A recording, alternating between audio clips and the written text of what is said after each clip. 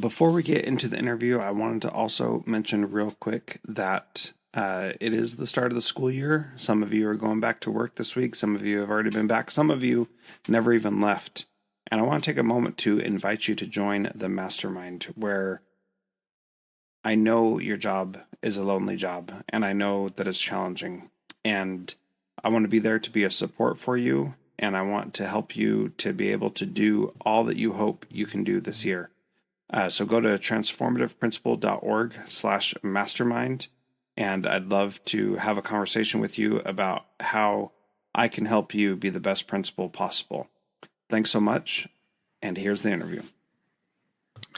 Welcome to Transformative Principal. This is episode 289, and I am excited to be here with Danielle Nuhfer.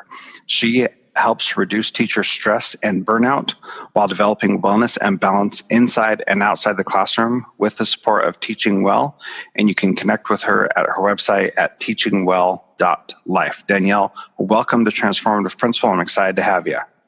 Thank you so much for having me. This has been a wonderful experience already.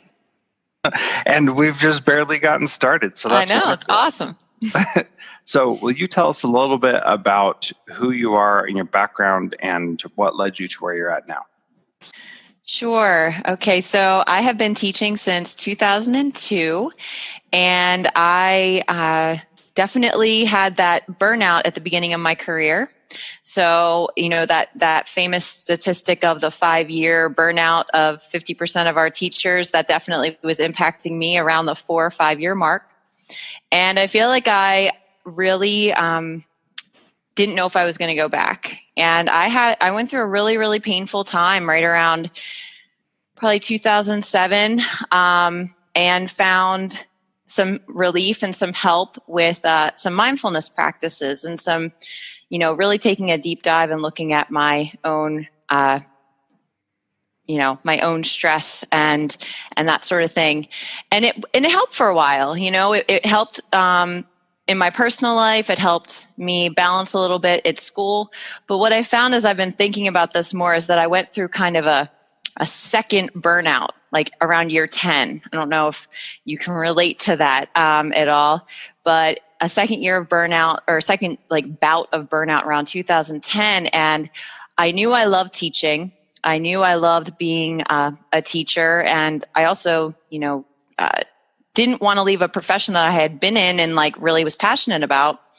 So I went on kind of a quest of what am I going to do with this? And I decided to take a sabbatical for 2 semesters, 2 spring semesters in the spring of 2015, 2016. And I discovered mindfulness for educators. So it took that mindfulness practice that I had been doing on my own and kind of really looked at how it worked in the classroom. And that once I discovered that for myself, that I couldn't keep it just for myself. I had to pass it on to other educators, and I started Teaching Well in 2016. And I've been kind of making that my life's work. In addition, I'm still a teacher, but my life's work and my life's passion is to give this this practice of mindfulness to educators. And I feel like that is the next phase of my journey, is to help support educators. Although I'm still in the classroom, I use these practices myself all the time. So I'm consistently revamping them and finding ways to help teachers with their own struggle with stress and burnout. Danielle, can you share with us how you got started in supporting other teachers with this? Oh, good question. So I think what it was that after I started to, I was almost in my 30s, I was, things were going well. I was taking on a lot of responsibilities at work that I started to do once I felt better. You feel better, so you start to not do the same things. I'm not taking care of myself as much. I'm maybe the yearbook advisor, then I'm doing this thing after school. I'm getting married, all those things started to add up again. And nothing I was doing was ever going away. So within those next 5 years, it was almost like I feel better. So let me take on this thing and let me take on that thing. And I never wanted to, or I never got the message, oh, you need to relinquish something. Like there's only 40 hours in your day and you can only do so much with, or 40 hours, 40 hours in your work week, 24 hours in your day. There we go. 24 hours in my day. And I just didn't want to let anything go or didn't know how. I had a really hard time, and I think a lot of teachers do, with saying no to things. I'm a really hard worker, so I thought, yeah, I'll just take that on. I can do that too. And I think that caused, just another round of the burnout. So one of the things that we struggle with as educators is we always want to be seen as the best person. We're so giving. We see this as a calling and we sacrifice all the time. How do you help teachers get better at saying no to all these additional things that they could be doing? Because frankly, you sometimes feel like a bad teacher when you say no. So how do we help teachers learn to say no in a powerful way? Oh, such a good question. So what I try to help the teachers I do, what I try to help them work with is how to reframe their no. So a great book, if anybody's looking for an excellent book to read, is called Essentialism by Greg McKeown. Yeah, that book changed my life. That book allowed me to figure out how to say no, but reframe it as in I'm saying yes to other things. So I try to help people reframe what a no means. And instead of, because sometimes people say, well, no is a complete sentence. That's how you should say things. And sometimes that just doesn't sit right with me. And I don't think it sits right with a lot of teachers sometimes, where they're like, I want to give an explanation, but you could just say no for now, or no, let me get back to you, so that you don't have to say automatically go to yes right away, especially if it doesn't fit into your schedule. So I try to have people also reframe, like I said, that what does yes mean? Yes means maybe yes to other things that I have more time for my family and more time for, the things that I do outside of school so that I can be better inside the classroom. Another thing that I try to have my teachers work on is giving some of the things that you're doing to other teachers that might have more time now. There's a lot of, like, when I got to the 10-year mark, I was thinking, oh, well, who else can do all these things? And I looked around, there's a lot of other teachers who would probably love to do some of the activities that I was involved in. So it was almost like I needed to look at, if I was holding on to all these things, I wasn't giving others opportunities to grow and to take on roles and to work with kids the way I was working with them.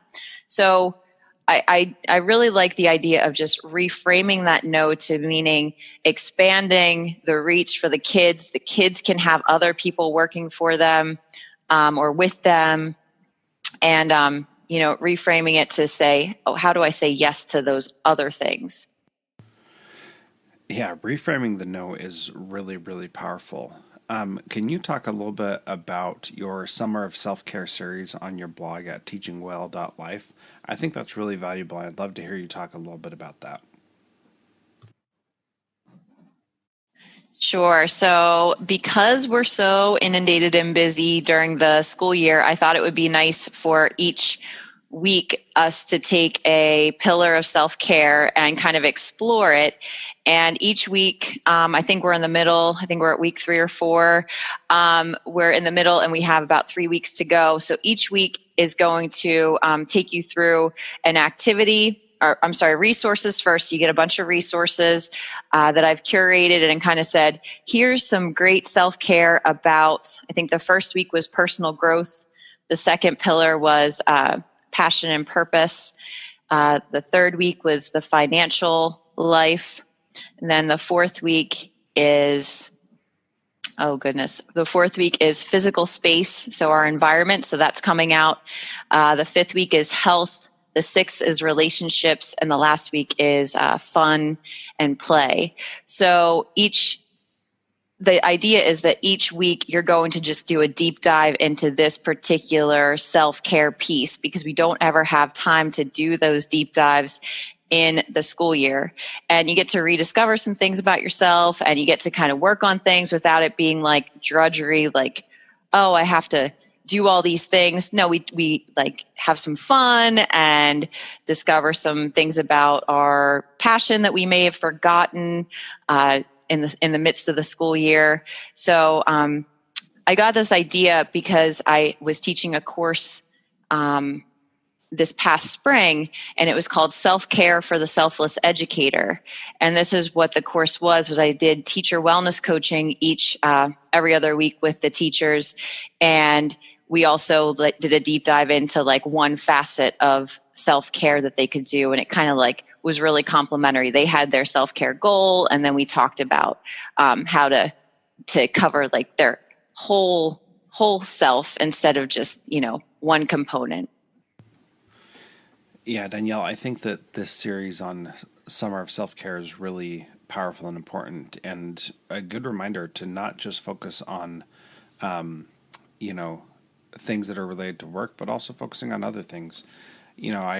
My wife and I have talked about opening a Roth IRA for our retirement for years, and we just haven't ever done it. And here's, a good time this summer. I finally said, okay, we're going to make it happen this summer. And the summer is a great time to be thinking about those kinds of things. So what is it that each teacher should do to take better care of themselves this year? That's a good question. I think that one of the things that I would love for teachers to keep in mind is that burnout and stress is common, but it doesn't have to be normal. So I would love for teachers to know that, like, yes, it's common for us to feel this stress, but burnout and this overworking and this like piling on doesn't have to be what teaching is. So there is a solution, and I talk about this a lot, and in the courses that I teach and the things that I write, and it's really empowering. And the solution is that each of us individually, are the solution. Like, nothing has to change with the government and with our principals and with our students and with our classes. But when we take ownership of, okay, I don't want to feel this way anymore, there are solutions, and it begins with us. And what I like to say is that nothing needs to change, but everything can change when we change. So I would just love for people to hold on to that, because it's not just like talk. It's real, and it's meant to give you hope, but it's meant to be real, because there are solutions, and we just need to take those small steps, and they add up to big change. So Danielle, the last question that I ask in every interview is, what is one thing that a principal can do this week to be a transformative leader like you? One thing. I think I just go along with the same kind of thread that I just said, and start with yourself. So if you would like your teachers to,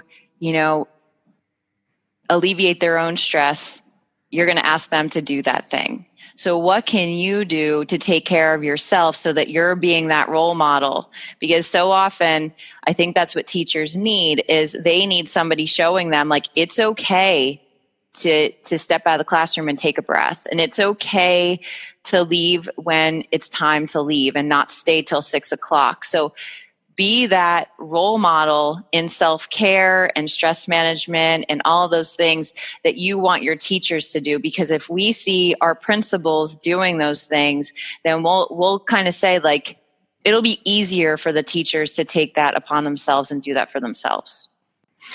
You did mention before we started recording that you've got a back to school bundle for listeners of this podcast so that people can get that. Do you want to talk a little bit about that? Sure. So I put together 3 free resources for the podcast listeners, and it's going to be a free offer of 4 stress care solutions in 5 minutes a day, and then 10 tools to reduce stress in the classroom, and a checklist for how to get to a 40-hour work week. So you'll have access to those 3 kind of guides and checklists so that you can start your school year, on the right foot. Great. And so the link to that will be in the show notes, and that's at teachingwell.life/principles. So make sure you go to transformativeprincipal.org/episode 289 for the show notes, or teachingwell.life/principles. And Danielle, thank you so much again for being part of Transformative Principal. It was great to talk with you today. Thank you so much. It was great to be here, and have a great rest of your summer.